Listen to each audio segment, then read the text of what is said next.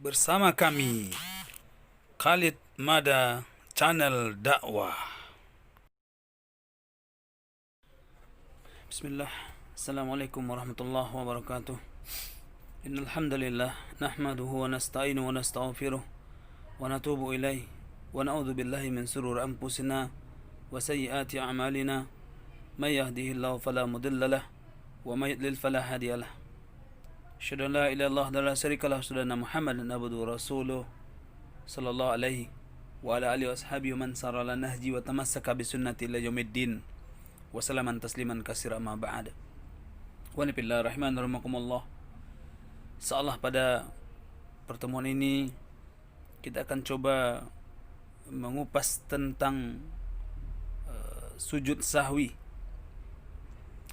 yakni sujud yang dilakukan oleh kaum muslimin ketika mereka mendapati lupa terhadap sesuatu dan hatinya lalai dari mengingatnya.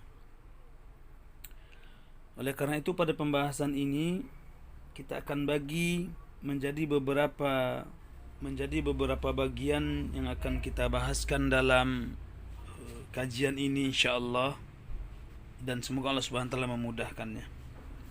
Saudaraku dimuliakan Allah Subhanahu wa taala, yang pertama adalah definisi dan hikmah sujud sahwi.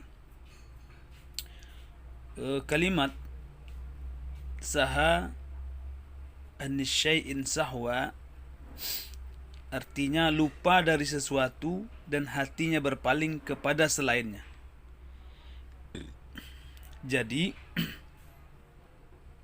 arti as-sahwu ialah lupa dan lalai dari sesuatu yang dahulu diingatnya.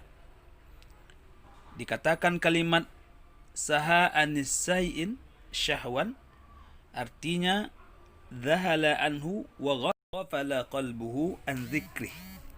Lupa terhadap sesuatu dan hatinya lalai dari mengingatnya. Ibnul Athir berkata, kalimat bisyai'in as-sahwu dengan huruf fi artinya meninggalkannya tanpa menyadarinya.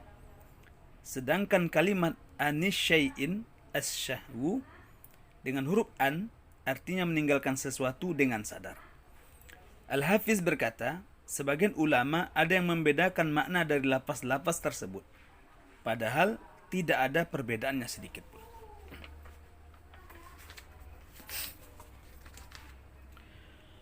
Ibnu Qayyim berkata, lupanya Nabi sallallahu alaihi wasallam dalam salat merupakan kesempurnaan nikmat Allah Subhanahu wa taala kepada umatnya dan penyempurnaan agama mereka agar mereka bisa mengikuti apa yang disyariatkan oleh beliau ketika mereka lupa.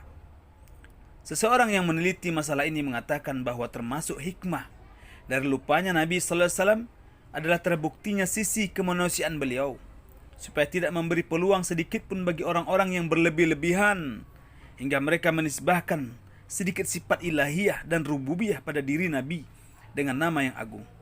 Oleh karena itu beliau bersabda, "Innama ana basyarum mithlukum ansa kama tansawna, fa idza nasitu fadzakkiruni." Sesungguhnya aku hanya manusia biasa seperti kalian. Aku bisa lupa sebagaimana kalian lupa, maka apabila aku lupa ingatkanlah aku. Adapun hikmah sujud sahwi adalah yang pertama menghinakan syaitan yang menjadi penyebab lupanya seseorang. Yang kedua menambal kekurangan yang terjadi pada salat. Yang ketiga meraih keridhaan Allah Subhanahu wa taala yang pemurah dengan menyempurnakan peribadatan kepadanya. Yang keempat sebagai bentuk usaha dalam menyusul ketaatan kepada Allah Subhanahu wa taala. Karena salat adalah satu bentuk ketaatan. Lalu ketika lupa, maka muncullah anjuran yang datang kemudian, yakni sujud sahwi. Jika ia melakukannya, maka ia sudah berupaya untuk menyusul satu ketaatan, yakni salat dengan ketaatan berikutnya, yakni sujud sahwi. Nah, saudaraku dimuliakan Allah Subhanahu wa taala, maka sujud sahwi menurut istilah adalah sujud yang dilakukan di ujung salat dengan tujuan untuk menambal kekurangan yang terjadi pada salat dikarenakan sebab-sebab tertentu.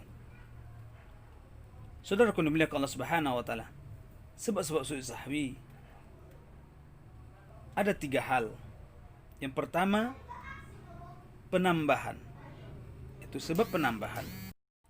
Yang kedua adalah sebab pengurangan. Terjadinya pengurangan dalam jumlah rakaat salat.